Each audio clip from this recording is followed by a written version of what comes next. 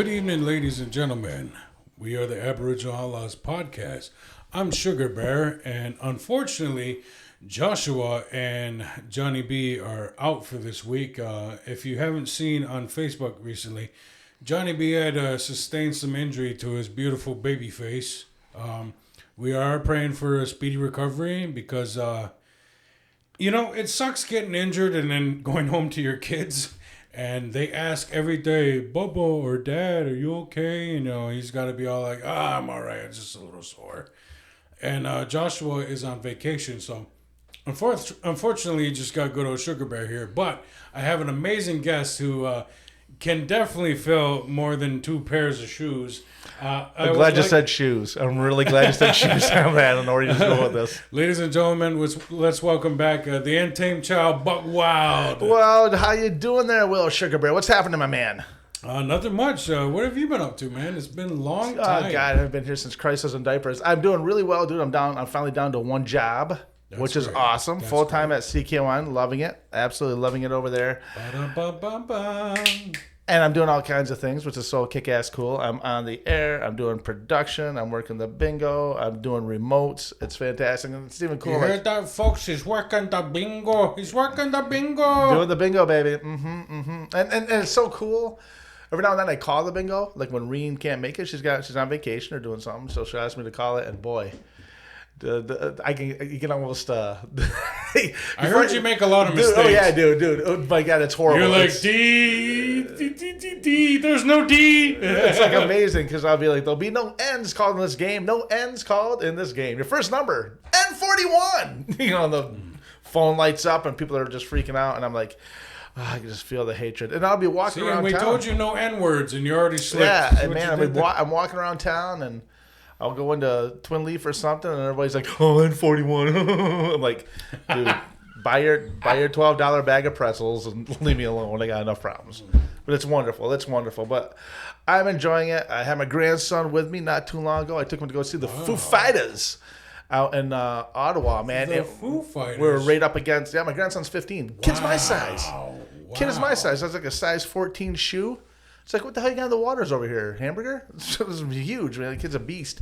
But he's an awesome kid, man. And his favorite band's the Foo Fighters. I was like, dude, we're going to go see the Foo Fighters. And where's he from? He's in 1,000 Islands, man. He lives on 1,000 Islands area. Oh, so you basically just planted seed in Clayton, and they all just somehow migrate back up. Yeah, they just do. That. It's amazing. Not quite like my Uncle Tommy. Uncle Tommy cooked me. Every year I meet a new cousin. And I'm like, you got to be one of Tommy's kids. That guy started his own nation. I did want to ask you something. Sorry to cut you off. I did want to ask you something. And I know that every time we have you on the show, it slips my mind. And probably for good reason, because I don't know how much you're comfortable with sharing with me. Well, I know you've shared the story with me, definitely, but with our audience. Mm-hmm. But seeing how the trial of the Chicago 7, I don't know if you had seen that movie on Netflix. It was actually, they actually had an eighth one who was part of the Black Panthers, who was originally part of, who they tried to lump in with that. And he's actually, I'm not even part of these guys. Why I'm even here? They actually tried to try him with that whole gang. So. Right. But it was still just the Chicago 7, yes. But I remember you telling me that when you were a kid that actually one of the people that's portrayed in that movie, you used to see him around the house sometimes. Yeah, he was actually... Mr. Abby Hoffman. Abby Hoffman, yeah. And just to... we're just to back up a little bit. Well, just so people can identify if they don't know who Abby Hoffman is. Abby Hoffman was one of the members of the Chicago 7. Chicago 7, they're only called that for the trial. They're just their own gang, but once they're the Chicago 7 now, you have to give it a title. Excuse me, sorry. And Abby Hoffman, if you've ever seen, it helps people. Almost everybody's seen Forrest Gump. Absolutely. Okay. Yeah. Now there's a scene in Forrest Gump where Forrest comes home from Vietnam. Yeah. And he's like, I had to see the president again and go, and all this stuff. And he's touring around Washington, D.C. Yes. And he ends up getting stuck in a protest group. Yeah. And they're actually getting guys on the bus, and there's Forrest, and they're looking at, yeah, man, get on the bus, man, come on. So they get him on the bus, and they take him to There's a big gathering over at the Washington Monument in Washington, D.C. Yeah, it overlooks the Washington Monument. Yeah, the reflection pool, is that what it's called? I believe so, yeah. It's just fucking huge. Yeah, that's right. So anybody that's been to Washington, or anybody that's seen that movie, or any other government type of conspiracy movie, whatever it is, that's always in there. Anyways, there's a protest going on there. Can I do the voice? Can I do the voice? Go ahead, and there was a guy up there, he liked to say the F word a lot. Yeah, he was. And so to bring force, that's what it was. Like, so I got up there, and there he was. And this man liked to say the F word a lot. He was just. And anyways, so if you remember that scene, there's a guy on stage who has a shirt that looks like the United States flag. Okay? That's Abby Hoffman. Yes, sir. And he was a huge activist for human rights and stuff like that. He was also the one. There's a famous Vietnam. If you've ever seen the movie, I believe called either the '60s or 1969, or I think it's called the '60s. It was actually a TV series, I believe it was. Yeah, it was a TV series. It had like Stiles, Julia Stiles. Yes, yeah. It was just like one of those made-for-TV. Yeah, but it went on, and of course they also showed actual clips of that time and real pictures of Bob Dylan and stuff like this. And there's one in there where Abby Hoffman's like, we're not going to buy into your children for breakfast, our kids for breakfast program, or our children for breakfast program, hollering at the government. We're not going to give you our kids to send off to war. And he's like, we're not going to give you our children for breakfast program. We're not going to buy into that bullshit, right? So this was Abby Hoffman. Mm-hmm. What happened was now you have the it was like the I know. Oh, that's a horrible habit. I'll explain that later. I know. We know this story. The wonderful thing about the gurus. Yes, man. So anyways, getting back to it. So they're accused of like the Democratic convention. They're like almost like sabotaging it type of thing. Okay. Yeah. And so they became the Chicago Seven. Well, during the trial, they're going through this, and they went through all their trial and stuff, and it was getting kind of close to the end, and Abby Hoffman's like, hey, man, I got an idea, man. And he just made like a fetus and head out. He left. Just got away from all of it. But now, there actually wasn't even really anything violent about their protests, was there? No, there wasn't. But again, back then, just like as it would seem, everything was seen as radical. That's what it was. Because communism was scary back all that then. Stuff. But but just to have an opinion was scary.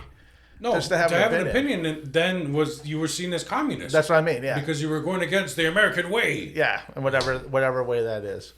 And so, I mean, a lot of them did carry around pictures of Chairman Mao. That probably didn't help.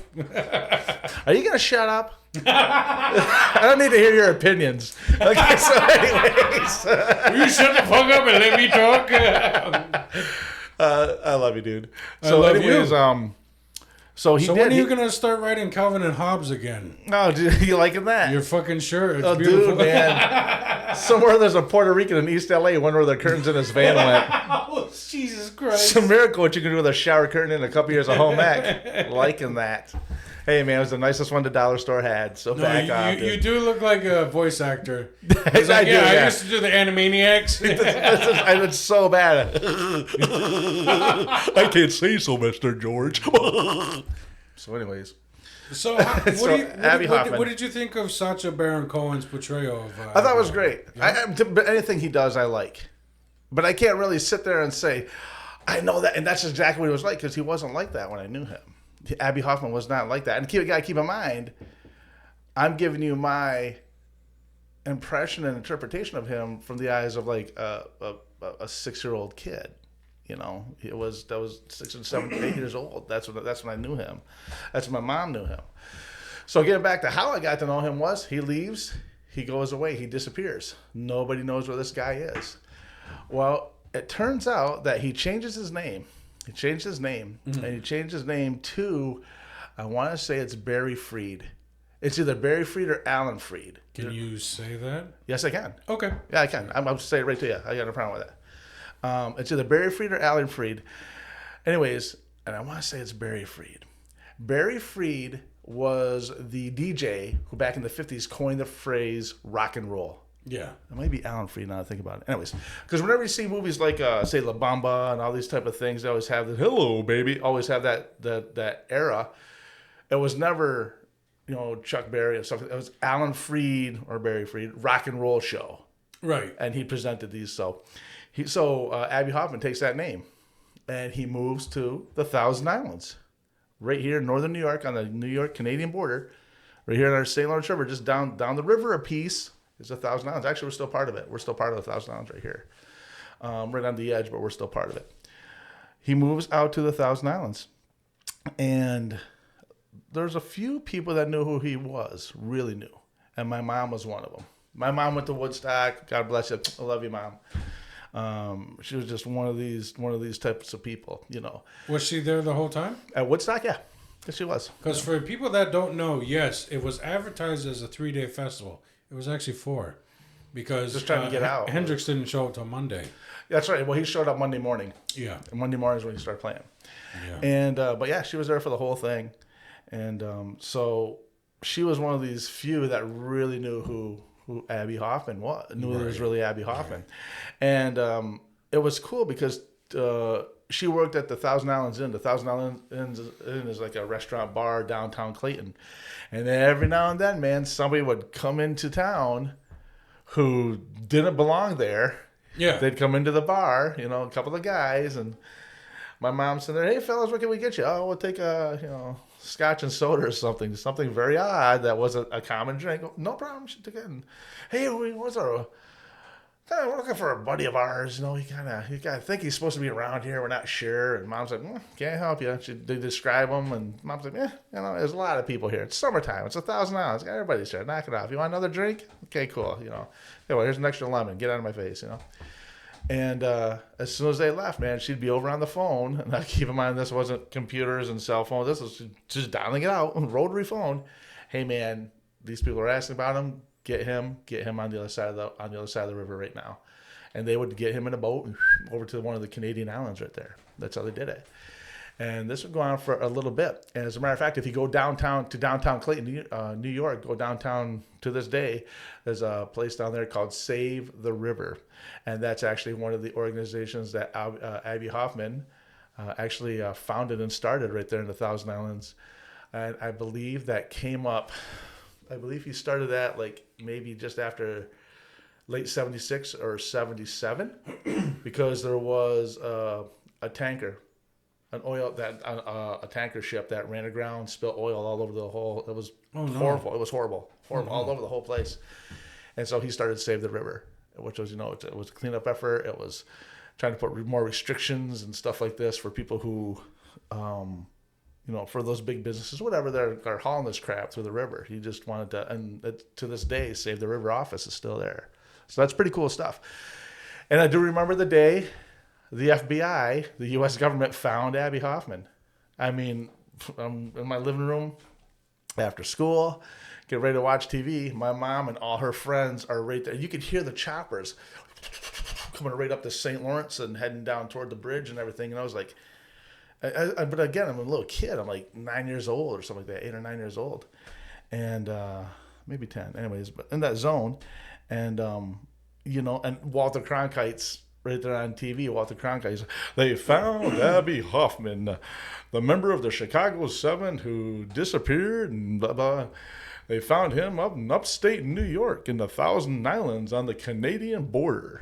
And of course, there's all these, political parties and everybody's speaking on TV and there's my mom and her friends. "That's bullshit. He never said that. He never did that. That's government bullshit, man." And this was happening right in front of me. It's from me to you, dude. It's happening right in front of me. And all I could think of was, when the hell are you people getting out of here so I can watch Scooby-Doo?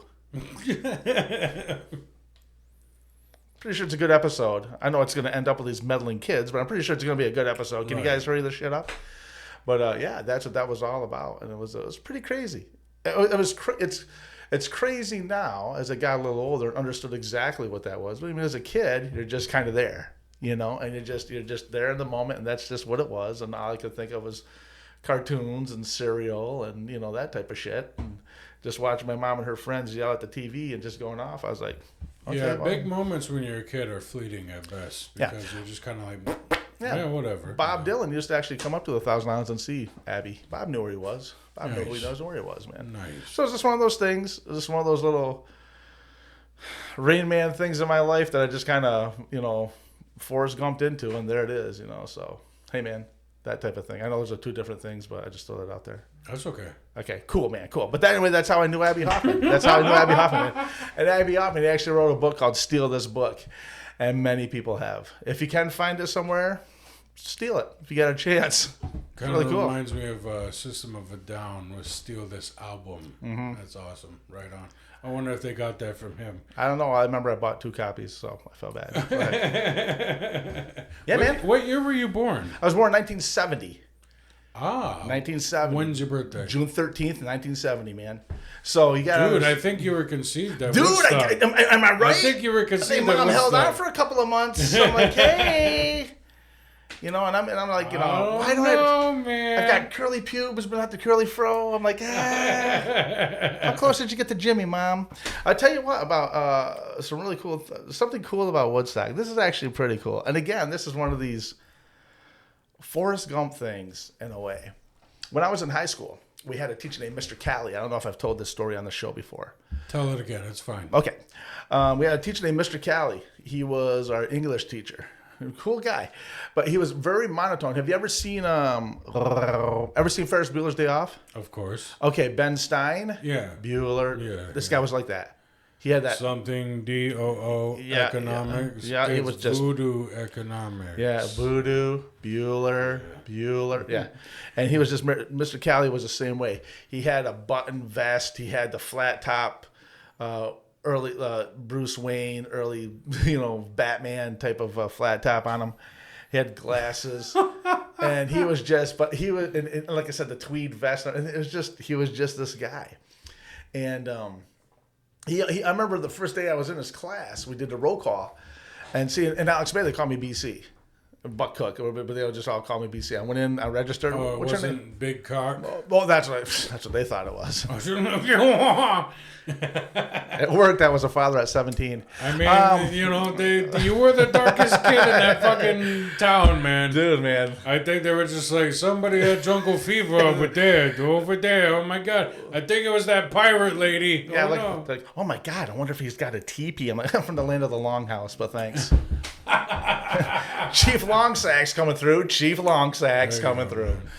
And so anyways, they called me BC, and I go into his class, and he's going down roll call, and he sees my name, Lawrence Cook. Lawrence. I'm going, oh, no, right here, Mr. Callie, I'm BC. He goes, no, I don't think we'll call you BC. I think I'll call you Larry. Larry. And he writes it down. And then Larry Cook. Larry. And I'm like, here. And that's what it was. And I didn't mean to be, but I was that, like, he had a rule, don't go behind his desk. He'd be grading your papers or whatever. You had to go see him come to the front of the desk. I always went around. I would have the paper. Mr. Callie, can you look at this? Larry. Larry. And I'm just go around to the front. Mr. Callie, yeah, thank you. What is it, Larry? He was this kind of guy, which is fine. Well, I remember, we're like halfway through the year, and he said something. Again, he was just a very calm guy. He never got mad, never got angry that I knew about. At least he didn't explode. And one of the students in the class, there's Ronnie Hunter, Jay Bowles, or somebody, they're like, boy, the Woodstock must have been good to you. Like, he's always high acting or whatever. And he's like, I was actually at Woodstock. And I jumped up. That's enough bullshit out of you, Mr. Callie. I'm sorry, I'm swearing, but no, I'm not going to let you do that.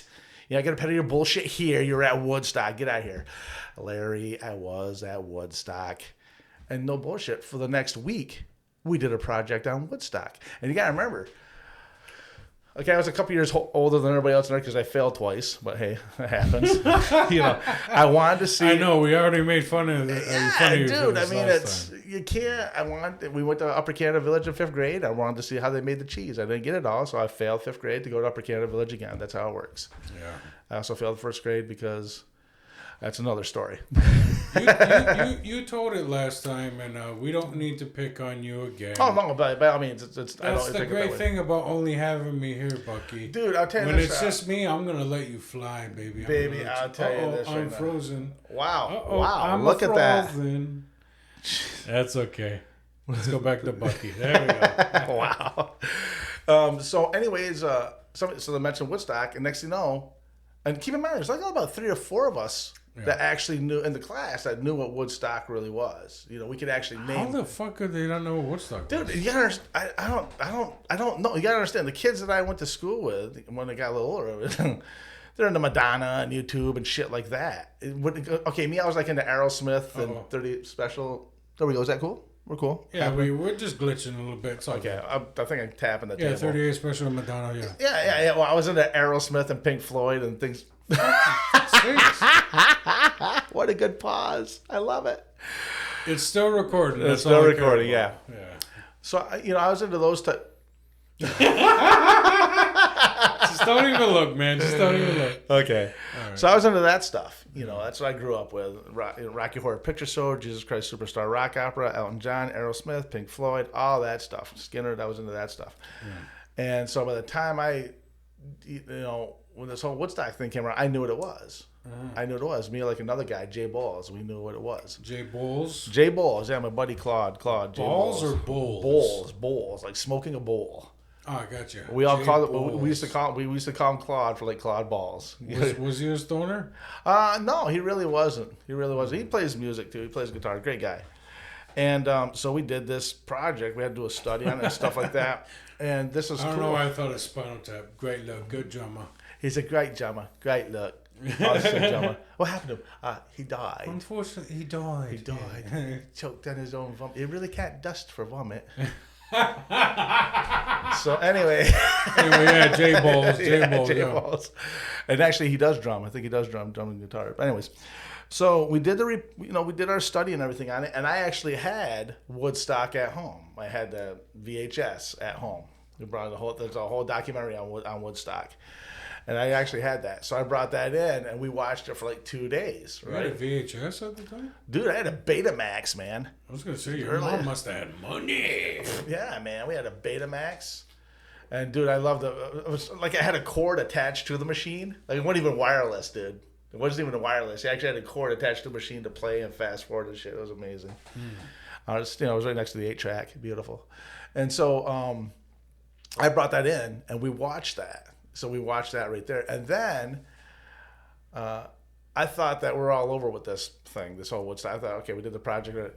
That Monday, we come in, everybody comes into class, and Mr. Callie, he's setting up the overhead, okay, the overhead projector type of thing. And he had the slide projector. And he had these reels, okay? I don't know what they're called. I forgot what they're called. Where the slides are in, you just hit the slide, it clicks. Yeah, it just... Yep. Yeah. He had like 3 of these. He had like 3 cakes of this. He puts it in, and we're sitting there, and it's all these black and white pictures. And I'm like,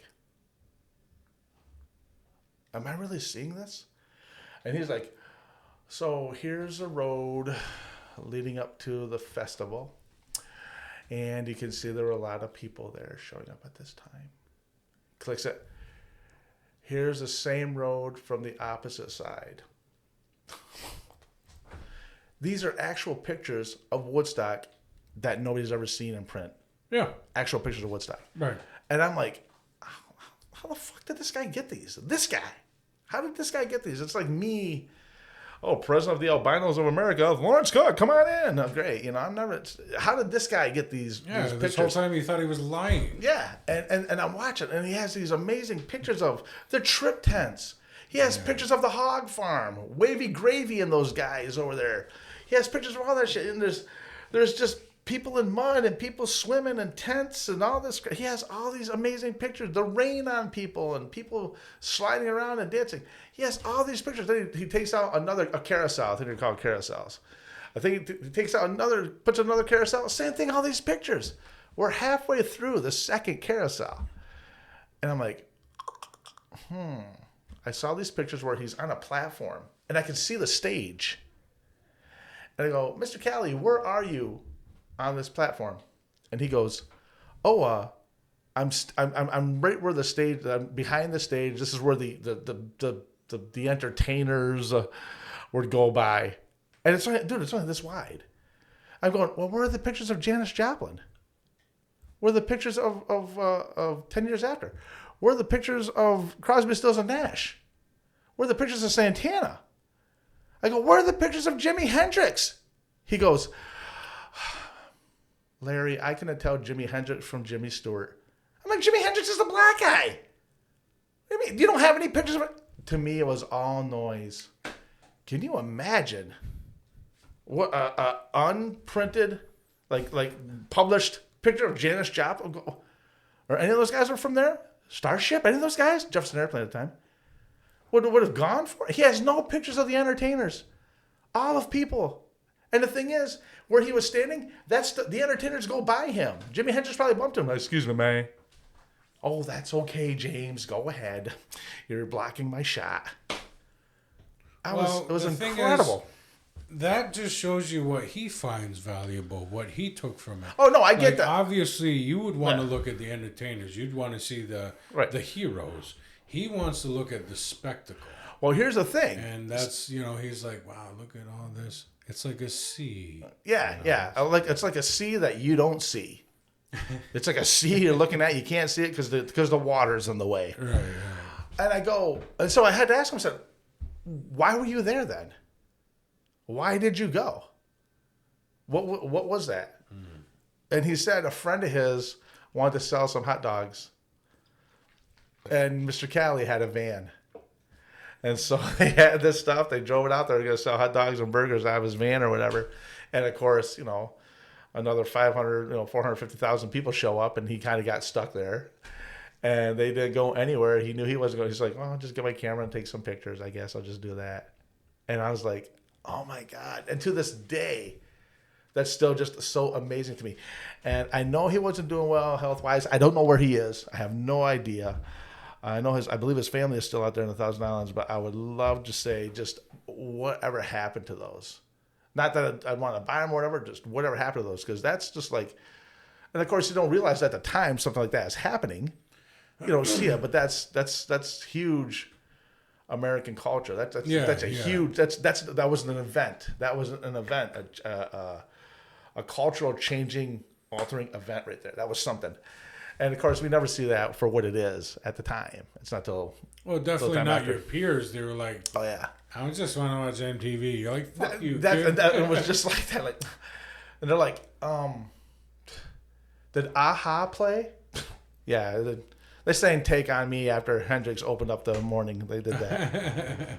It was so good. After Sha-Na-Na, YouTube showed up. It's great, man. Yeah. That type of thing. But it was just amazing. It was just totally cool. And again, I look at that today as, man, even though I was a teenager when that was all going on this whole thing, I actually got to meet somebody and see these pictures from that. I mean, my mom was there and she talked about it, of course. Yeah. But just to see it from this other, and like you just said, different perspective. Yeah, and he didn't. That was, to me, that was just a bunch of noise. Killing me, Smalls. Well, like you had asked, you're like, what happened to those? Like a nice, brown case that happens to say Gibson, and inside is a priceless '59 Les Paul. It's probably just up in someone's attic collecting dust. Just sitting there, man. I'm like, oh, man. But I do. And what's so cool is I like finding those treasures. I think that's cool. And even though that's a treasure I haven't found, I guess you'd say, since I've seen it, but I did see it. For real. Let's go there. Let's go there. Since a lot of people that do listen to our show, they know I'm a music guy, but I love bringing you back because you're definitely a music guy. And love it. For those of you that don't know, our listeners, Bucky here is definitely a Les Paul man. Yeah. So, we don't ever really let to get you just fly your freak flag and like tell us about your heroes and stuff. So now that, it's just you and I sitting here bullshitting, I don't think I really do know. I know you love Aerosmith. Joe Perry's up there. I get it. Mm-hmm. But Joe Perry he just wants to be Keith. Keith just wants to be, Muddy Waters just wants to be something else. Besides Joe Perry, the obvious, Yeah. who are your heroes and what made you want to be a Les Paul guy? Well, if we're talking about heroes, there's only one hero I can think of. It's you, Will. I'm so kidding. Anyway, so Will and I are like this. I'm the one over here. Yeah. No, man. I got into. Well, here's the thing. How that kind of happened. He's so mean. Growing up, I listened to a few different things. I didn't listen to what other kids were listening to. Other kids weren't listening to. Again, we're talking 1970, early 70s. Okay, that's when music kind of came into my life. I was like 3 or 4 years old, and I was basically listening to what my mom was listening to. So I was listening to Elton John. I was listening to The Band. I was listening to Jesus Christ Superstar. Rest Rock in album. peace, Robbie Robertson, baby. Robbie Robertson, awesome guy. So this is the stuff I listened to. I remember about 4 years old. About 4 years old, we had a Christmas party at Mohawk School. When I went to Mohawk School. Oh boy! And our teacher was like, "Hey, if you guys want, if you kids want, you can bring some bring some music for the Christmas party tomorrow." Oh man, cool. So, all the other kids, we got there the next day. The other kids, they brought in like, the Rudolph the Red-Nosed Reindeer, the Frosty the Snowman, all that type of stuff. Disney's Christmas hits, whatever it was. I brought in Elton John's greatest hits, and my teacher actually felt. She sees me with this album. There's Elton John in the white suit, just leaning forward, on that album. And and my teacher's like, "Did you steal this from your mom, Buck? You can tell me the truth." I said, "No, I didn't steal it. My mom said I can borrow it." And she goes, "Well, do you even know some of these songs?" I go, "Well, yeah." I was like, "Here, start off with Benny and the Jets. You can end up on Honky Tonk right here, Honky Tonk Cat right here." Honky Cat. Yeah, Honky Cat, him too. And Get the fucking song right, Buck. Jesus Christ.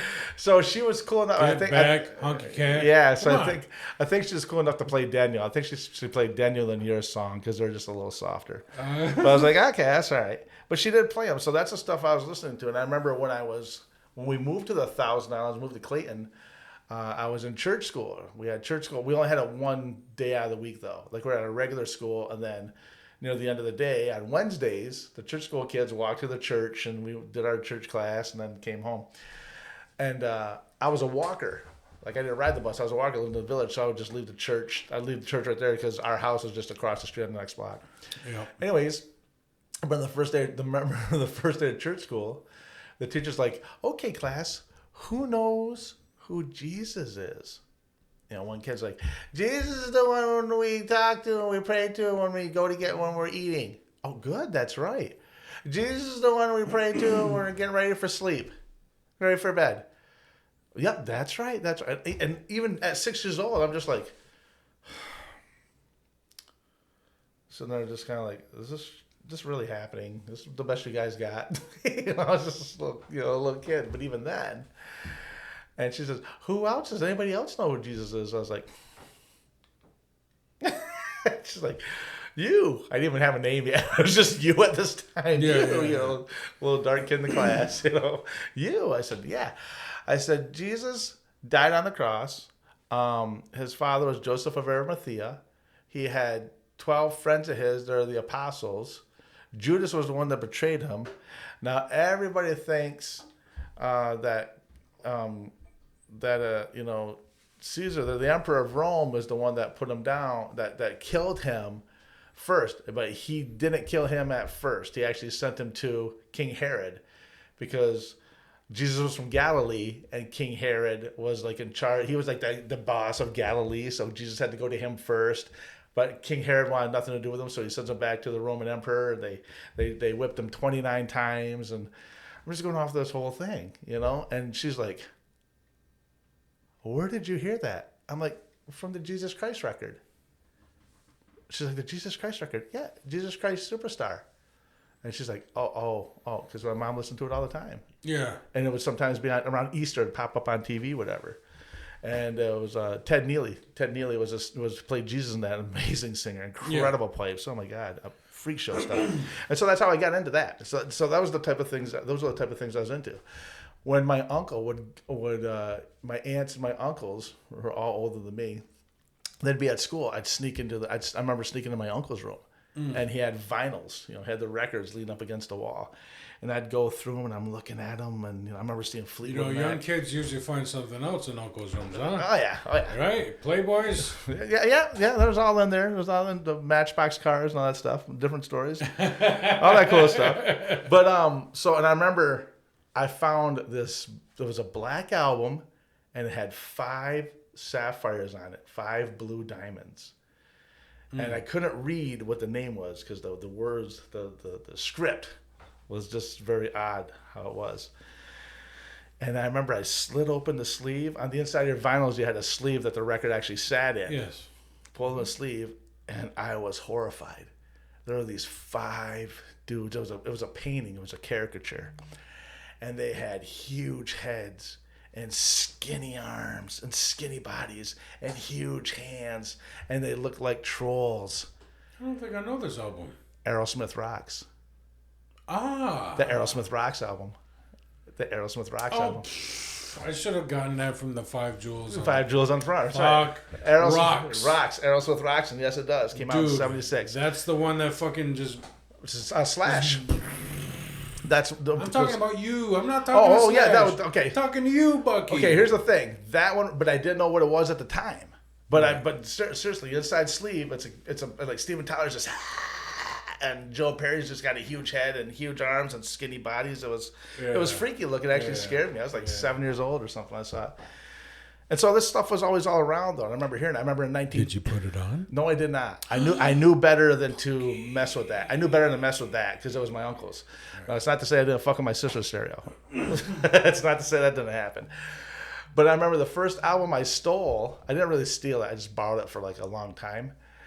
My sister's album, Kiss Destroyer. And I remember she brought home Kiss Destroyer. And of course, you know what the album looks like. Yeah. And I'm like, oh my God. So I take this thing and I run down to my buddy Bubby's house. I'm like, Bubby, look what I got. He's like, oh my God, man. We're like 8, 9 years old, not even. Look what I got, man. And we run upstairs and his mother's like, Bubby, time for dinner. He's like, Mom, we're listening to this record, quiet. And there we are, man. We're just listening to Detroit Rock City and all that cool stuff, So it was very cool, that type of thing. And then fast forward to now 1984. Now keep in mind, I was listening to all this different stuff all this time, right? Anything that came out was cool. My father was a DJ. And I remember going to visit him at WSLU in Canton, New York. And while he was a DJ, he was doing the jazz show. But he would always help me find the rock albums. And I'd be in a production studio. Like, again, 8, 9 years old. I'm splicing the tape with the razor blade and doing all that crap and everything. And I'd get all the rock albums, and I would have Kiss, Aerosmith, Foreigner, 38 Special, Rod Stewart, Billy Joel. I'd have all that stuff. And so I was introduced to that, but I was also inspired to get on top of it. When I was 11. I remember I was 11, Christmas time was coming by, and my mom was like, guess who's getting a guitar for Christmas? My son's going to learn how to play guitar. I was like, oh, this would be cool. We used to have I can't remember who did it, but there was a record called, a recording, a guitar piece called Classical Gas. As a matter of fact, and it pops up every now and then. As a matter of fact, on The Simpsons, there's an episode of The Simpsons where they're protesting the power plant. They're all homering on them and protesting the power plant. And Lisa Simpson's playing her guitar, and she's like, cut back the hour. They have the plant, but we have the power. And then one of the characters comes up and says, "Now do Classical Gas," and she's like, din, din, din, din, din, din. She's playing Classical Gas. My mom's like, "You can learn how to play that." Well, Christmas time rolls around. My sister gets a guitar. What the fuck? My mom built it all up, and my sister ended up getting the guitar. I'm like, oh Jesus. But I still ended up playing it. I don't know what happened. Does she even play anymore? But don't get me wrong. I mean, that Christmas I had fun with my Barbie Corvette. I was happy. No, man, she never played it, never had an interest for it, but I did. So, and I remember once where I was messing around with it and I broke the headstock off it, and I grabbed an old C clamp and stuck it on there, and I just sit there with that big clamp on there and just mess around with it. So I was always into that. And then 1984 came, and that's when I saw my first rock concert. My older sister Joanne took me to go see Aerosmith, and that was in Weedsport, New York. Weedsport is between Rochester and Syracuse, okay? And it's all general admission. So you just get in there and everybody's just fighting for their best, and I'm 14 years old. People are getting beat up in front of me. People are burning each other with cigarettes, and I'm just loving it. Yeah, this is great. And then Aerosmith comes out. The band that opened for him was a band called Orion the Hunter. And they're actually made up from bands from the band Boston. And they're from Boston as well. But, MTV was out, but Aerosmith, I don't think even had anything out yet. They didn't have anything out at that time. I was going to ask, how was, in 84, how was Aerosmith doing? They haven't done Walk This Way yet. No. So they did do Run DMC's Walk This Way. Well, that's what I mean. Yes. But that was the time when they were kind of like in a decline. A little bit. Actually, they're getting back together. In 79, Joe Perry left the band. Show in Cleveland, Joe Perry leaves the band. And then... Steve went to rehab. For like one of the first. Yeah, it was actually at that rehab trip. Believe it or not, he was in a bungalow next to Rick James. And they got stoned. Yeah, he got cocaine smuggled in, and fucking Rick James fell off the wagon because of Steven Tyler. Steven Tyler's like, yo, man, again, that's such incredible stuff. I love that stuff. Yeah. I feel sad for that condition, but that's just what it was, and that's so cool to hear. And so, then like a year or so later, Brad Whitford leaves. They get two other guitar players in there, Rick DeFay and Jimmy Crespo. And in 82, they released Rock in a Hard Place. The only real song that was off that was a song called When the Lightning Strikes, which is a really good song. Actually, that whole album is actually pretty good. If you like the funky blues and stuff, that's actually a pretty good album. But then what happened is they get back together in 84. They didn't have an album out. They didn't have a product out. Nothing. They just went on tour. And it was called the Back in the Saddle Tour, and that's the one I saw. After that tour was done, they got in the studio. They released an album called Done with Mirrors. And I still have the original cassette that I bought back in 85 from that. And the whole album is written backwards. All the lyrics and everything on the album and the cassette, it's all written backwards. It's Done with Mirrors. So if you look in the mirror, you can read it. So, but it was like, it was like, but it was Done with Mirrors because the mirrors with the cocaine and shit, they had just all these little, meanings to it. But there it was.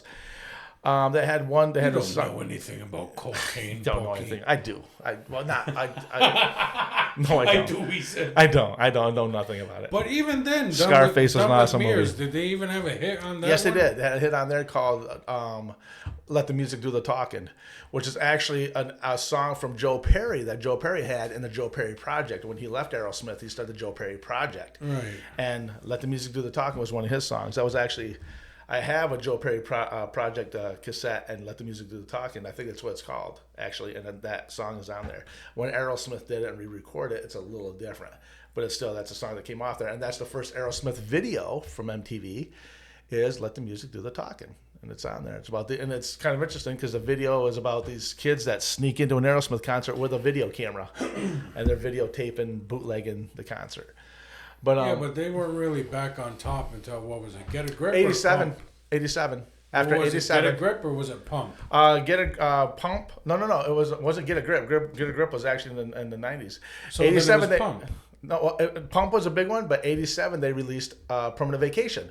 That had Ragdoll. That's it. Yes. Thank you. Yep. That's what I'm talking about. Yes, of course. So that's what I was thinking. My bad. Pump was after Permanent Vacation. Yeah, Pump was 89. Permanent Vacation was 87. Now this is cool. This is pretty badass. For me, it is, anyways.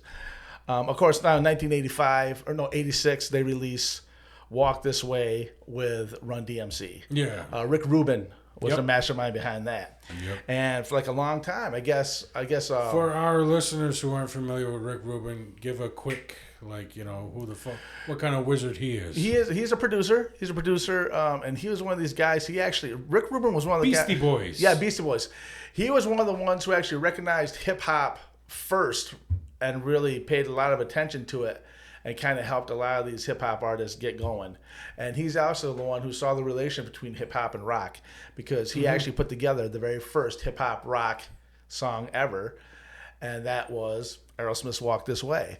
Run DMC was doing it. Run DMC had already been doing it for years. They actually thought the name of the band was called Toys in the Attic. Right. They didn't know. They never knew what Aerosmith was. They thought the name of the band was Toys in the Attic, which is the album that it came from that Aerosmith did in '75. And so they've been kind of scatting all over that anyway. They're going to do it. Mm-hmm. Rick Rubin gets the idea, well, hey, man, let me give these guys a call. So he calls Steven Tyler and Joe Perry, lets them know what to do, and watch guys come on down. and they're on the album. And next thing you know, that thing just blew up. It was the number one, and I believe to this day. By the way, there was a time when MTV actually played music. Yes. Well, let some of your listeners know that. It was just all music is what it was, man. Headbangers Ball, still priceless. And I believe to this day, it is still one of the like top 5 most. You can actually request the videos. You can phone in or whatever how you did it. But it was like with the one. It still is, I believe, one of the top five most requested videos in MTV history. And of course, that just now Aerosmith is like they got like a new charge now out of it. And so they put together Permanent Vacation, which had Ragdoll, Dude Looks Like a Lady, Angel, things like that. That was in '87. In 1988, I go to see Aerosmith. I see Aerosmith. They came to. I've seen Aerosmith like 20 times altogether so far, maybe around there, maybe a little more. But I went to go see the one with Aerosmith and Guns N' Roses. Guns N' Roses releases Appetite. They got so Appetite's out. Aerosmith is still touring on Permanent Vacation. Pump wasn't out yet. They're still touring on Permanent Vacation. So in '88, they're both on the same record label, Geffen Records. So Geffen's like, let's put this together for the summer to see how it turns out. And that's interesting because, and I have no qualms about it whatsoever. I think it's totally cool. Some people will be like, "Oh man, but I thought you were a fan of Aerosmith." I am huge, but what it was there as the tour went on, more and more people were showing up to see Guns N' Roses than Aerosmith. But I remember when we saw them, Guns N' Roses came out. This is at Weedsport. This is at Weedsport again. 4 years later from when I first saw them. This is at Weedsport again. And dude, it was hot. It was just July, and it's a racetrack. They came out with fire hoses. They're hosing us all down and everything. Nice. Oh yeah, man, the whole 9 yards. Guns N' Roses come out, and it was pretty. They're pretty cool. They're pretty cool, man. They're just wild and nuts. It was great. And to this day, man, my buddy Tim Healy, I took him with me, and Tim Healy listened to Madonna on YouTube, and I take him to go see Aerosmith and Guns N' Roses. So it kind of, jolted his little ass a little bit, but that's cool. But no, man, we're sitting there. People are throwing shit, of course, and just everybody's going crazy. And Slash, he points right at us, man, because we're like maybe 35 feet from the stage. We're right there, And he's pointing right at us, and Slash is like, "I'm gonna kick your fucking ass." And you talking to him? You talking to who are you talking to? And I'm gonna kick your fucking ass. And my buddy Tim's like, "Okay, that's cute." I was like, "Dude, keep up." He's like, "Who's the guy with the tattoos all over his dick coming down here to kick my ass?" I'm like, "Tim, just play along, man. This is all part of the show." And it was nuts. It was wild. It was great. And then Aerosmith came on. By this time, it's getting dark now, and they just came out and they just kicked ass all over the fucking stage. Again, Guns N' Roses were still, they'd already been out for a little while because they'd actually been out. They'd already been over to I think they'd already been over to London and stuff at this time and everything. But now this is like one of their biggest tours. And after a while, coming near to the end of the summer, there are actually more people showing up to see Guns N' Roses than Aerosmith fans. But that kind of show, incredible. It was amazing. It was just crazy and nuts and wild, and it was fantastic. And that's when I was really getting into guitar. And I remember going into Dot Guitar in Watertown, and you'd walk in, and everybody had on a leather jacket. Some people had on the hats, all this shit. But everybody's there with their BC Riches, and they're grabbing at that time, $2,000-$3,000 Les Pauls off the wall and sitting there and everybody, I'm walking by, every guitar case, man, had Appetite for Destruction in their case. They had Appetite for Destruction. I was like, that's pretty badass. That's pretty badass for me. And then, and of course, I started getting the guitar heavy, and I'm lucky enough to have a couple Les Pauls now with me, and but guitar equipment and everything, all that cool shit. It's just one of these things that you kind of, when you get into it at a young age, you just collect it. I'm lucky because I play all my shit. All my shit I play. But, it's really cool. I love it. I always love it, man. And I'm lucky to have some really cool gear. And I'm actually, I think at the end of this month or middle of next month, I'll actually be picking up another Les Paul. I'm getting a Les Paul Special. And it's got the P90s in it. And the P90s are an amazing pickup. I don't know whoever knows about pickups or whatever. You have like they're single coil. Single coils. They're a single coil. But here's the thing. They're a single coil. Then you have your humbuck. And the P90 actually sits in between those. This P90 is like a beefed up single coil. Mm-hmm. And it's amazing. Just incredible. So I love playing. I love music. I love playing out. I love playing live. I love playing acoustic. And yeah, it's pretty kick-ass stuff, man. It's very, very cool. Very, very cool, man. Very, very lucky. And Yeah, I wouldn't have it any other way.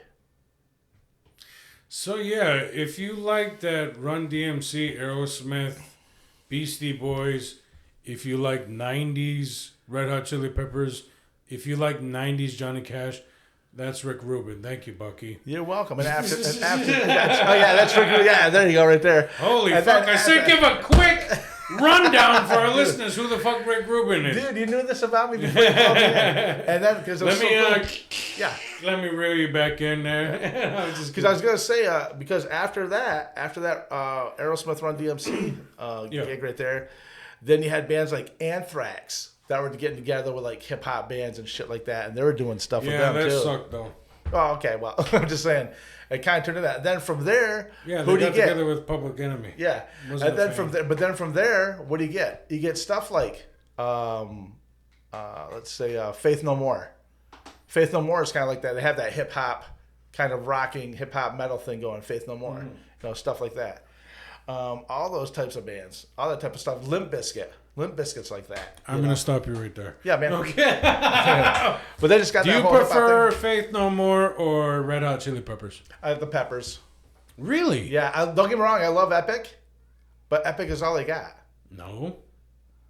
Okay, well, Chili Peppers. I like the Chili Peppers. Don't get me wrong. I love Faith No More. I think they're great, but all I ever knew out of them was Epic. That's it. I don't think I followed up on that. I mean, it's cool. The lead singer looks like Johnny Depp. They have a goldfish flipping at the end of the video with some piano tunes. That's awesome. But the Chili Peppers. You think Mike Patton looks like Johnny Depp? Look at that video. You look at that video, Epic. Epic? You look at Epic. And he looks like a young Johnny Depp. I don't see it. He's on the left.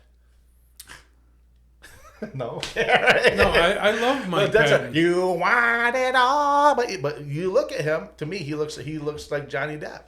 He looks like Johnny Depp with just like crazy ass uncombed hair, and you look at that. I like Mike Patton. Yeah, I am a fan of the Chili Peppers too. Yeah, but I do love Mike Patton. Oh, sure, absolutely. And they weren't getting along for a while there, so And it kind of sucks as listeners and as fans because like, God damn it. But you got to remember, a band is like any other relationship. It just is. And so you can sit there as fans and listeners. How come they not get along? Christ. Guns N' Roses were done by what? 94? 95? They're already done? They actually split up. 96, I think. It was when they fucking recorded they did a song for the Interview with the Vampire. Okay. They did their rendition of Sympathy for the Devil. Okay, cool. And that's when they split up. So. Yeah, So I would say 94, 95. Some of that song. But I mean, they were just an incredible band. But you can see. Oh, absolutely. You can see the volatile states that were happening there. It's just. Man, you get certain mixtures, it's just not going to hold out. And of course, all the bullshit. What's going on with your band? Dude, we haven't done dick, man. Much like Melissa Etheridge, we don't do dick. Yeah. By the way, she was in town the other day. Yay. Malone. That's cool. To be directly honest, I've talked with Corey White, and he and I might want to put some stuff together. Corey Jacobs and Dwayne, they actually play with Glenn. 3/5, yeah. Yeah, those guys. And that's cool because it's just kind of like, everybody kind of knows everybody and everybody just does musical projects and goes around, and that's totally cool. Yeah, they're all just the same guys with different names. Yeah, and that's great. Yeah. It's awesome. Yeah, it's all right. I like that there's that camaraderie there. But I'm actually, because I let Corey know, I said, well, if you ever want to do something. They don't want me either. It's okay. You okay? They never invite me or... They never think, hey, he's an all right singer. So, it's okay. We're the island of misfit toys, Bucky. So, what I had going on was... Herbert doesn't want to make toys. Oh, it's Santa. Oh, Charlie. Nobody wants a Charlie in the box. My name is all wrong. So what I said, I'm like, well, I'm just gonna probably, I'll be happy to work with Corey whenever he's ready and do some things, and but I'm looking at putting something together, just to do it myself, and because I love writing, I love playing, and I even have a name for the band. I was one of two names. I was gonna go with Buxtor, Buxtor. But I thought no. So I want to put a band together, and just a good, solid rock band. And it's I like everyone that plays that plays really cool covers and stuff. That's awesome. I love it. I just love writing. I love writing and just putting original things in there, and that's cool. And a lot of them are doing great. Like I like how Lone Wolf and the Spaghetti Corner Band, those guys, they actually do covers, but they have a unique way on putting them down, which a lot of bands do. But I think they're doing really well. That's cool. Yeah. But I want to put together a band called Track Rabbit. Track Rabbit.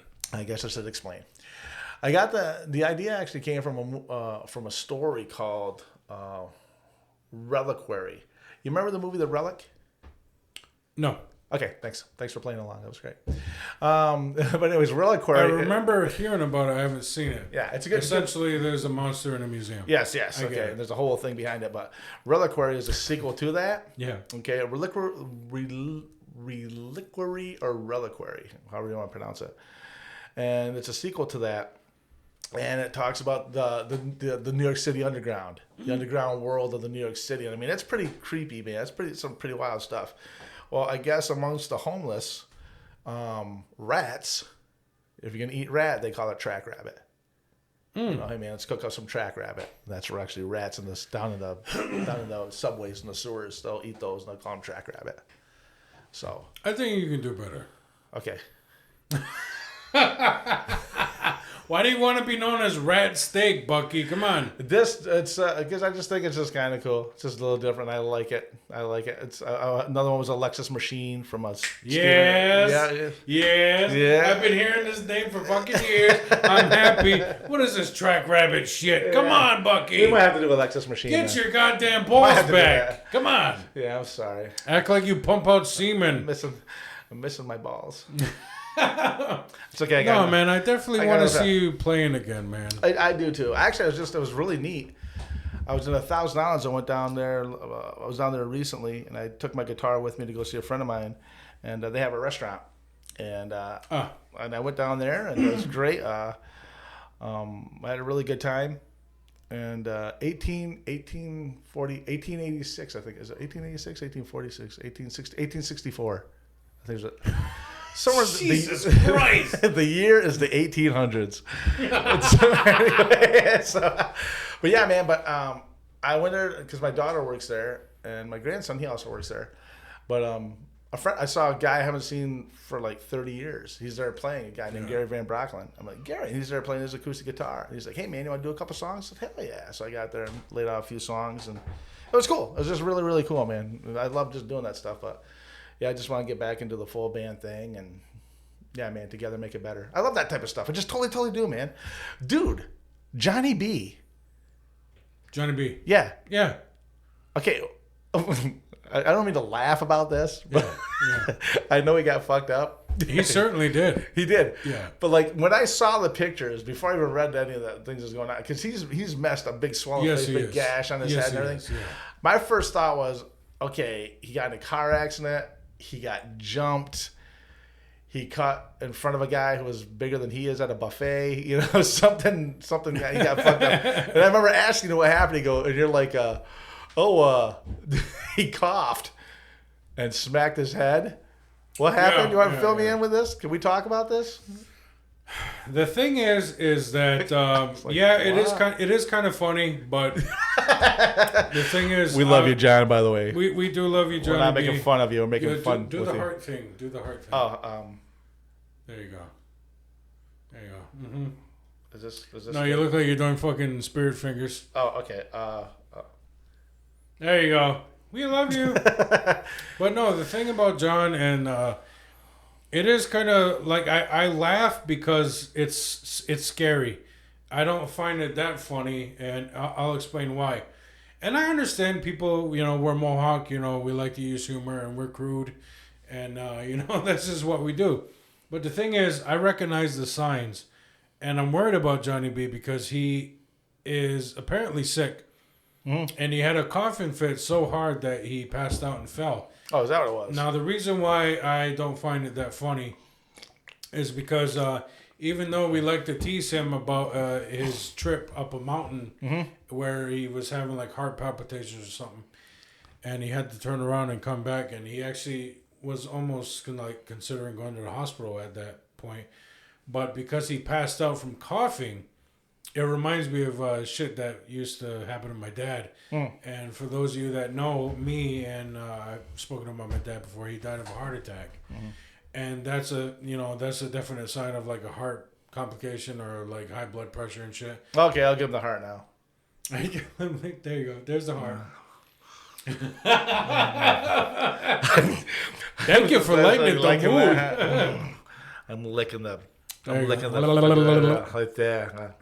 But yeah, So no, I wasn't making fun of the condition. I'm more just laughing at like because he looks so fucked up. It's like, hey, you fucked up your face. I look like somebody beat his ass. And Yeah. my first and thought here was, I am, like it's kind of sad. You're like, Jesus, Will, can't we just pick on him? yeah, it's like, Will, what's going on, man? You're like, oh, he had a coughing fit and passed out. I was like, oh. Now he's got vaginal forehead. Wow. This big giant gash. Dude, we gotta tattoo some hair on that fucker.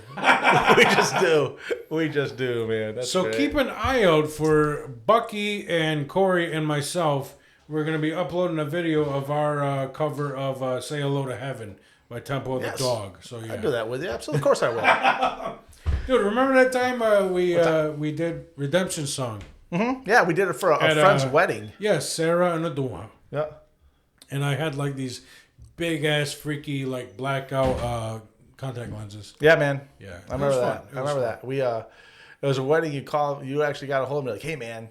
I got a hold of you that day. Yeah. I was like, please. You're like, okay. Can you figure For an this out? hour. You got me for an hour. Can you figure this out? I'm like, okay. And the best part was I've never played that song. Yeah. And you're like, okay, do this. Do. I'm like, what the what the hell is that you doing?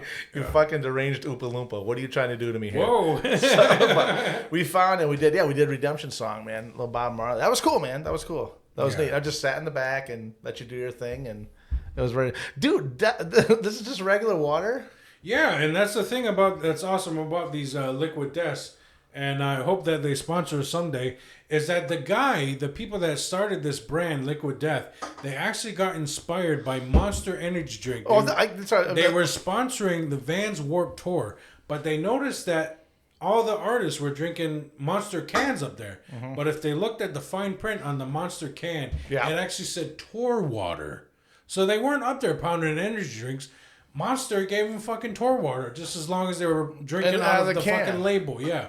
Okay, because I see Liquid Death and it's water. I'm like, we're down the same region. I know. Bottle this on the same region. It either looks like alcohol or something intimidating. And that's the point. Their slogan literally is relax. It's just water. That's kick ass. I love it. That's cool. Awesome. Okay, and that's all that's in here, right? Yeah. So when are you going to get a tattoo, Buck? Dude, probably never. Are you one of those assholes like, you wouldn't graffiti the Mona Lisa? Like, fuck off. Okay, God, no, I'd put a mustache on that fucker right away. My dog told you I was a man. Nah, man, I go for like real scars. I go for my real scars. Nice. Yeah. Was that from a shack? Is that where you got the tooth? Dude, that's the story I tell, man. You're like, give me the fucking news. That's a story I tell that I have to tell them the truth afterwards. But no, I don't know. I've never really thought about it, to be honest. And it's, my wife, I remember from one of my birthdays, she actually made it herself a really nice design of a tattoo, and it's a shark tattoo, but it's like in a tribal print, but in a shark shape. Yeah, so I was like, that's cool. You know what you should do? You should get like Victoria Ransom or somebody, or Hooney David, and they'll get like a shark like Nanawe, like King Shark from Suicide Squad, and he has like an Arcane Belief shirt on. That'd be cool. That'd be cool. Or the AB, the insignia. I like that, man. I like it. By the way, I'll give another shout out to Curdy, because Curdy did that. Curdy Mitchell actually did that logo for us. And he's actually, when I get that guitar, he's actually going to do a word burn on it for me. It's going to be cool. It's going to be very, very cool. Well, let's Curdy, I love you, and I hope you're in a better place. Reach out to me, brother. Damn right, man. Damn right. So now that's going on right there. That's kind of cool stuff. What's going on with you, man? It's so cool. I see your picture like superimposed over yuck pictures. That's awesome. I like that. Crop right over that one. Yeah, you're right. I'm faking it, man. How's that going, dude? Oh, going great. I'm going back the 23rd. Up in Ottawa, yuck. Yeah, and then the day after that, I'm literally getting on a fucking plane and going to Florida. Really? Yeah, I get to heal my inner child and finally go to Disney World. Are you by yourself or you're taking the family? I'm bringing the family. It's very expensive. Yes, it is. But there's a whole story about that, and I'd love to share it with you, Bucky. That's okay. But the thing is, I want to like make it a thing. Sure. Like I want to like maybe a TikTok I did Disney in '87, dude. Epcot Center was the latest thing. I did Disney in '87, man. My family went down. Fucking '87. Epcot Center, dude. It was so cool. Because they had Epcot Center, they had the fucking Magic Kingdom, and they had like Land of the Seas and some shit.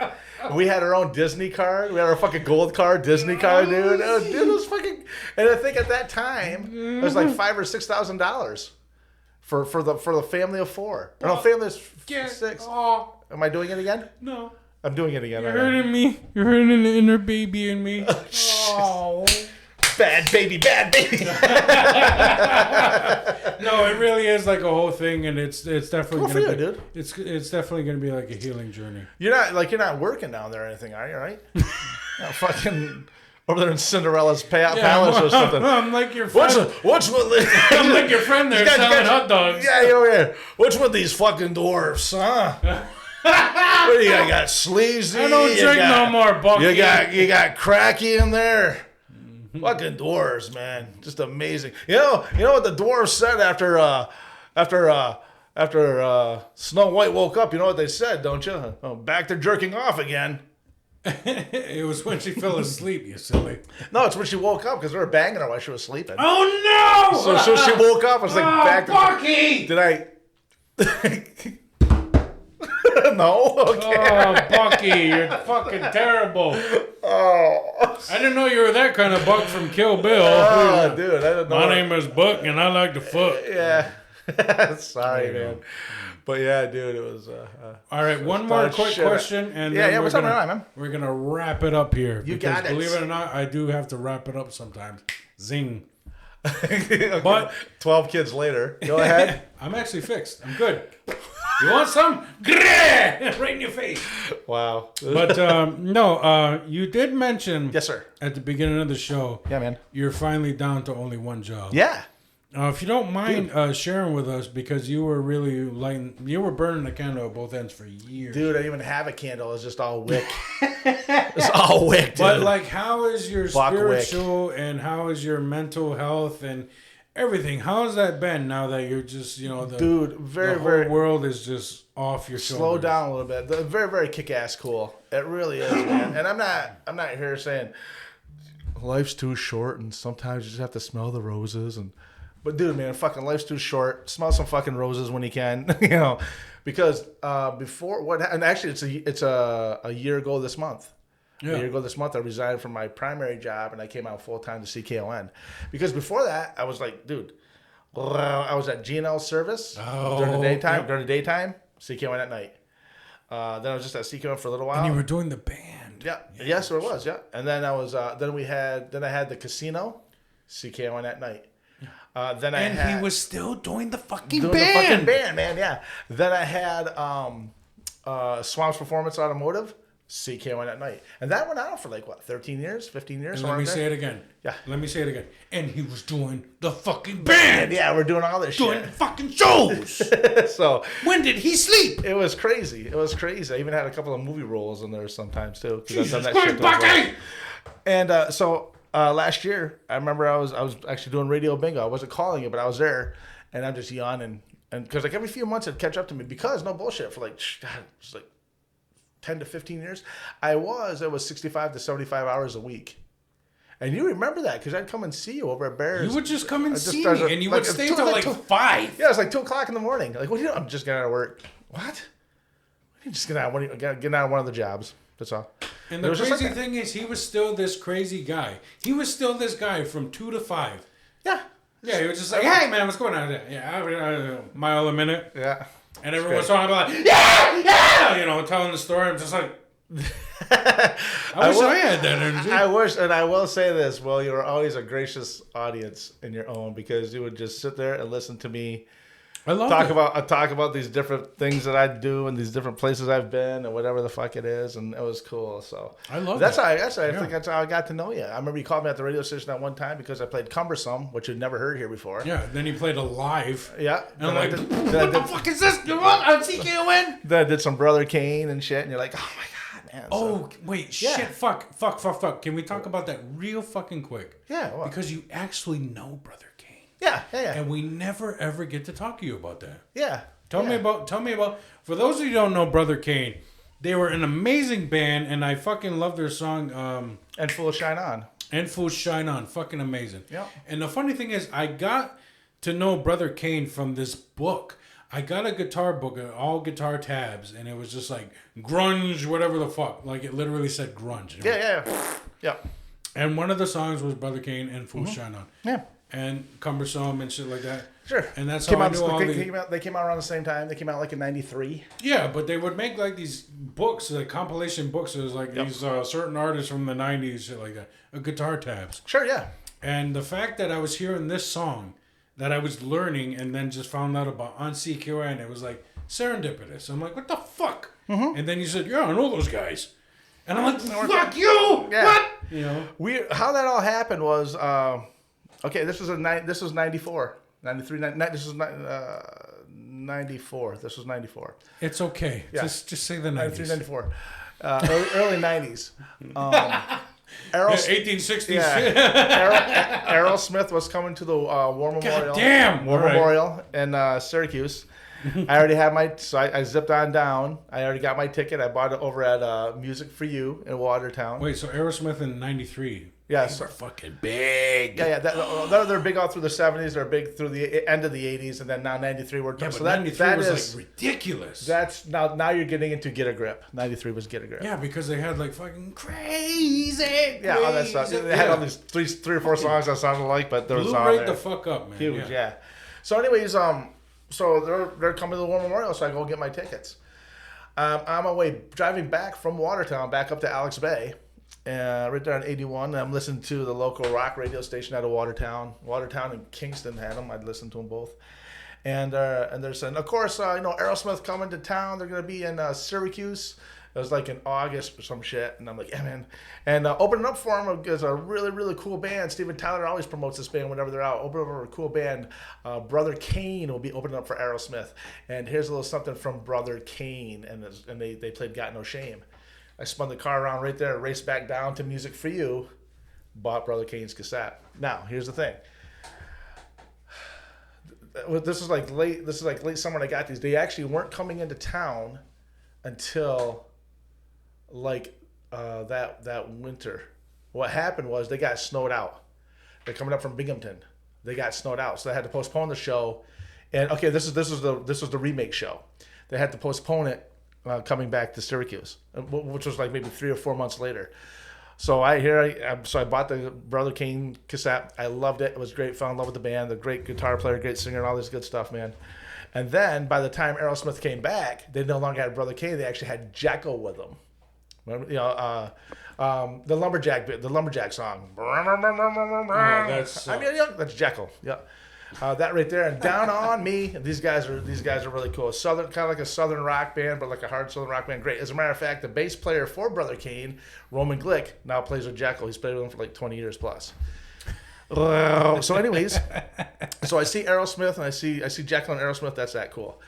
Now in 1995, they released their Seeds album, and that's And Full Shine On, and they have a lot of great songs on there. And as a matter of fact, Halloween 6, The Curse of Michael Myers, the soundtrack for that is Seeds, is Brother Kane's Seeds album. It really is.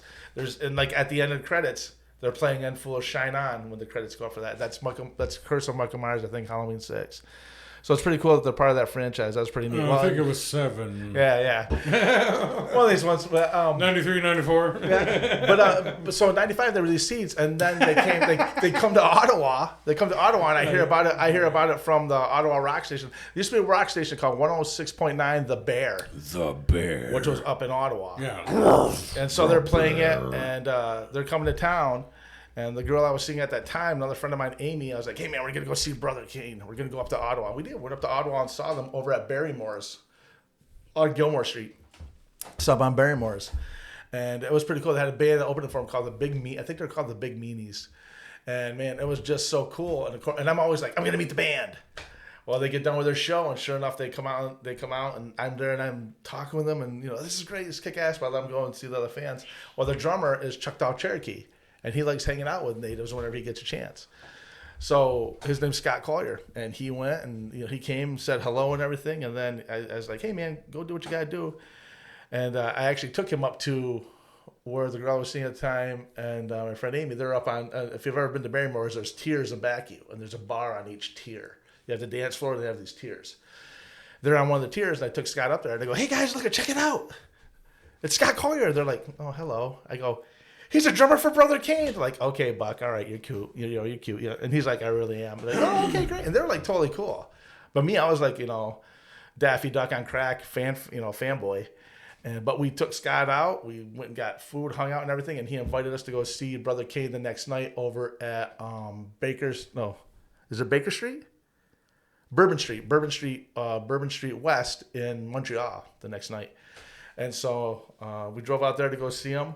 I even brought my Kramer guitar, which I still have. They all signed it, but it was so cool because we go to see him, and we get backstage, and they're going, hey man, like Damon Johnson, he's the lead singer, lead guitar player. He goes, you're Buck and Tracy.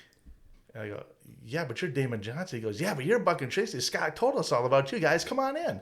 Just very cool. It was just a really cool thing. And so I always got to be friends with them. And then I would run into Damon. Like, they broke up like in 99, 2000.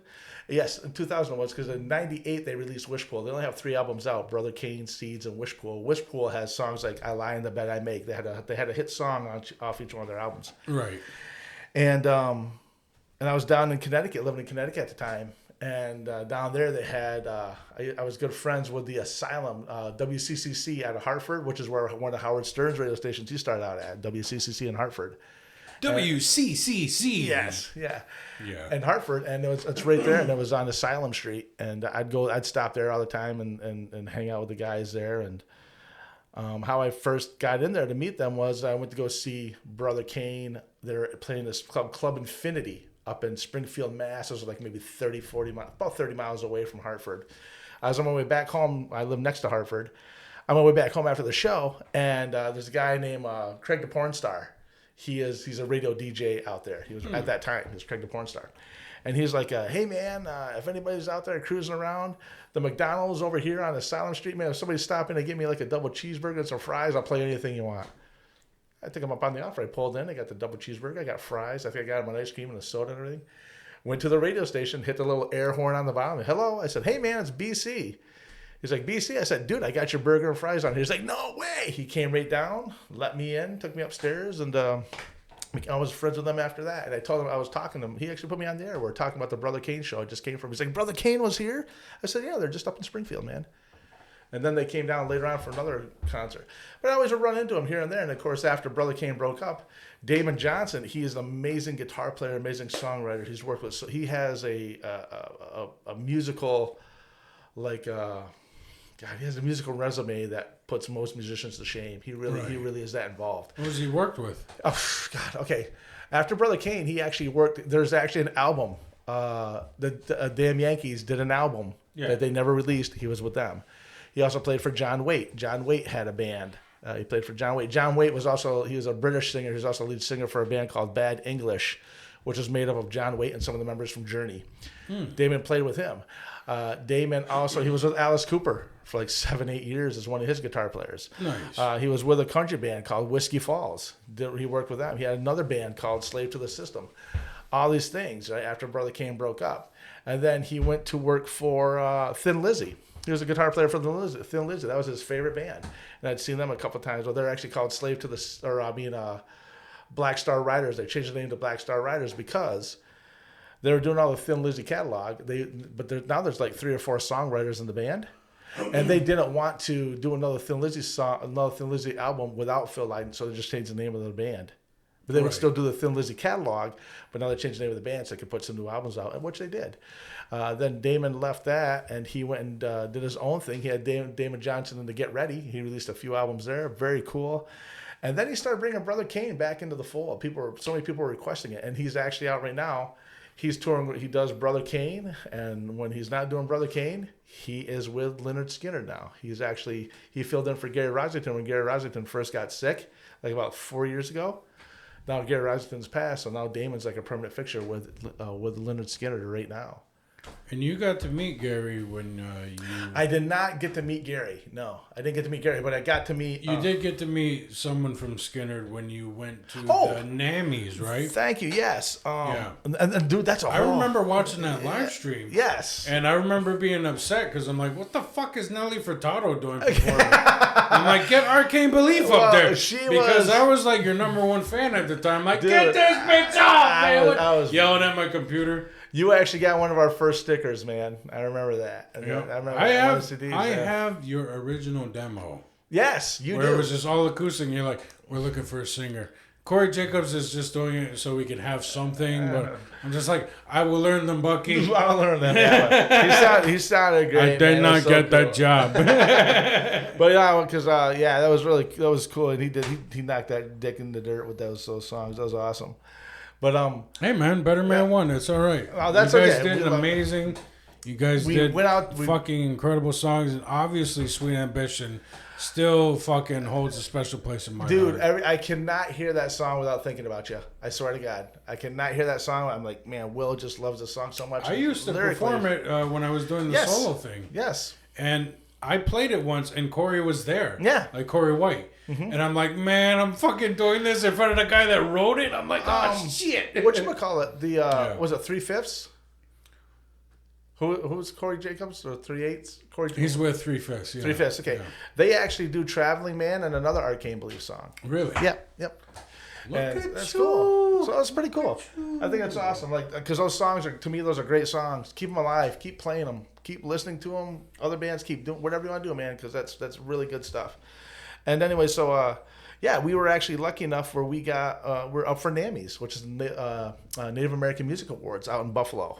Yeah. At the Seneca Niagara Casino. Now we're talking like 2012-ish, yeah, right? That's right. 2013. And the reason I remember that is because sadly my pops passed away like a week and a half before that. And I remember my marriage passed away at that time too. Did it? Yeah. Okay. So Wait, nice comparison. Good one. My marriage. Okay. I'm sorry, I didn't know we were doing trauma Olympics here. It's like my dad won't my fucking wife. She was sucking dick. Oh God! If I have a headache, Will has a migraine. It's amazing. It's like off. An ABC Fuck off. It's like an ABC after school special with chapters. This guy. So, anyways, it's 2013, May of 2013. And so we went out there, and we didn't win, but dude, just to be around all that is so cool because and I thought this was a neat thing. We walking in. Fuck that noise! I wanted you guys to win. We did. We wanted to win, man. Fuck that noise! I wanted you guys to win. Goddamn it! Here's the thing: we didn't win, but when we walked in, no bullshit, there was another band. Oh Christ! I wish I could remember their name. They're also up for like best hard rock, best new rock band. And they're cool. They're a 3-piece, and this guy was big. He was a big. He's like 6'3", 6'4". I ain't talking about them. I know, but here's the cool thing. I ain't talking about. Man, this is like when Jethro Tull stole that fucking Grammy from Metallica. Yeah, okay? Yeah. I don't give a shit. I don't give a shit. But it was cool because when we walked in, I remember walking by these guys, and he nudges the big guy, and he's like, "That's them." He's like, "That's who? That's Arcane Belief. Those are the Mohawks. They're the other rock album." Yeah. And he came up, and he's a big dude, imposing fella. Yeah. And I'm like, "Hey man, what's going on?" And I don't know if it just disarmed him or whatever. I smiled and told a joke, and he laughed, and we were friends until the. Was it like? I don't know. He was a big dude. And he was a big Indian. Huh? He was. Yeah, he was. You're like, Jesus Christ, how's nerds ratchet? Yeah, exactly. Jesus Christ. Juicy fruit. He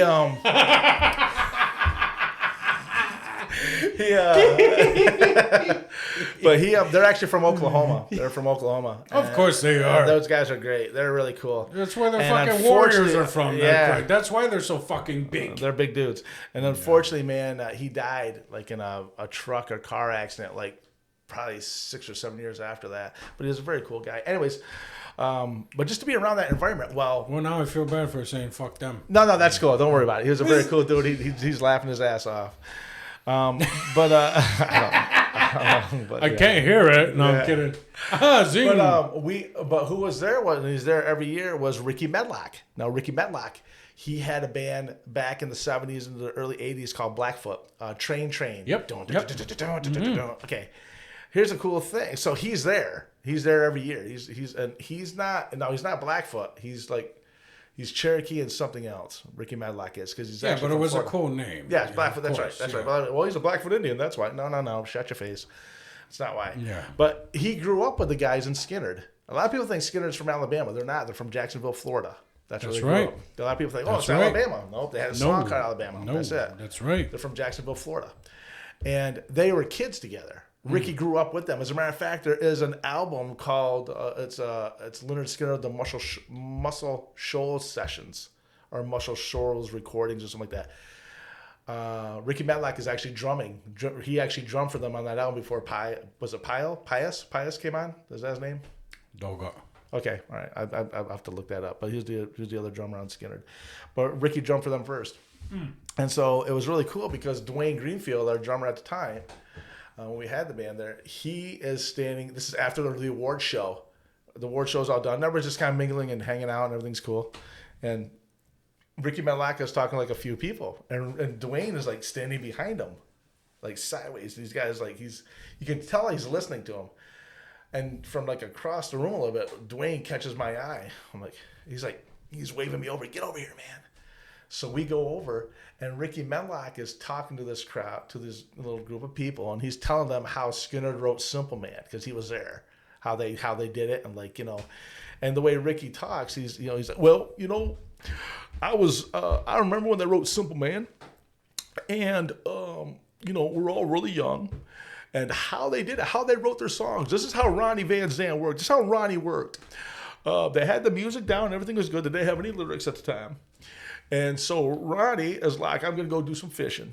Let me go do some fishing. You guys keep on that. Keep working that riff. Keep working that tune. I'm going to do some fishing. About 45 minutes, he comes back. And he says, okay, play it from the top. And they did. And he didn't have nothing written down, nothing. And he sang that song, and that's what you hear on the album. He actually had those lyrics. 45 minutes went fishing, came back, he had the whole song. It was amazing how this guy worked. That's how Ricky talks. And so now here's Dwayne and I behind Ricky Medlock's back, like looking at each other, like, can you fucking believe this? This is incredible. Like Ricky's just talking away. I'm like, this is fucking amazing. Yeah. Like two kids sitting next to their parents' door, and they're talking about Christmas gifts on the other side or some shit, Yeah. And and then later on, I actually got to just one-on-one with Ricky. I saw him and went up and introduced myself and thanked him. He was kind enough to take our pictures with us. We had our medals for not winning around our necks. I remember that, and Yeah. I remember when you came back to town and you telling me about how you met Ricky, and you were just like, and it was crazy. And then I mentioned Damon. Mentioned Damon, and he's like, "Oh man, you know Damon? Damon's my boy. That's my brother, man. Damon." I said, "Yeah, I've known Damon for this long." "Oh my God, man, yeah, Damon's my boy. That's amazing, man." And he goes, "Do you know Scott Collier?" I said, "Yeah, I know Scott. I got his number right here." "Oh, do me a favor, man. Give Scott a call. I'm going to give you my number. Give Scott a call and tell him I'm doing a new musical project. I'd like him to perform, to drum with us. Give him my number. I'm going to give you my number now. Is that okay?" I'm like, "It's fine, man." And to this day, I still got that number sitting on my phone. It's pretty cool.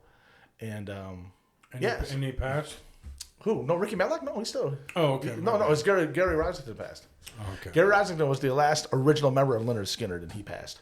But again, Ricky Medlock has been with Skinner for 25, 30 years. Yeah. Something like that. Yeah. And so, and he and Damon knew each other. Now Damon and Ricky are there. And I think that's just so cool. And there's some more other musical connections and this whole freaking cosmic thread of musical connected dots that I just happen to be in the middle of for some reason. And we'll talk about that some other time if that's cool. Absolutely. Well, there you have it, folks. That was at least 7 or 8 Bucky stories, and he's got a million of them. But, it was nice to let you just go and actually let you talk. And because, we don't get to geek out about music much. The other fellas, they don't get to talk about music. So people that'll tune in and listen to this, you're going to get something different. And I'm glad I got to do it with you. It was fun. But thank you so much for being here, Bucky. It's amazing. Dude, I appreciate it. And you know what? Best of love out to Josh. And, of course, to Johnny, man. Get better. We love you, man. Absolutely. And thanks a lot for having me, man. Very kick-ass cool. And we'll get together some other time whenever you have some time. And fucking right, man. let me know, man. I love the show. I love what you guys are doing. And I'm very, very proud of you. I really am very, very happy Thank for you you. guys. And just keep on keeping on, man. Because it's... like we talked about earlier, man. It's cliche, but life's too damn short. But I'll tell you what, I've always said this, man. It's cool to chase your dreams, but it's even better when you catch a few. Okay? There you go. Thank you so much for tuning in. We are the Aboriginal Outlaws podcast. I'm Sugarbear. Our guest today was Bucky Cook. And you can find us on Spotify. Please subscribe, share that shit, and you can find us on Instagram. And you can also follow Aboriginal Outlaws Studios on Instagram. And you can find our show on YouTube. Hit that like button, subscribe, comment, please. And keep an ear and an eye open for our sister podcast, Women's Dance, and our brothers over there on the political front, Sage Against the Machine. Now, tune in and listen to Bucky on CKON. And I kind of want to end it on a nice Bucky quote. I don't know if he remembers ever saying this to me, but it always stuck with me. And he says, live for the question, don't find the answer. Yeah, man. Yeah, so thank you for tuning in, folks. Bon voyage.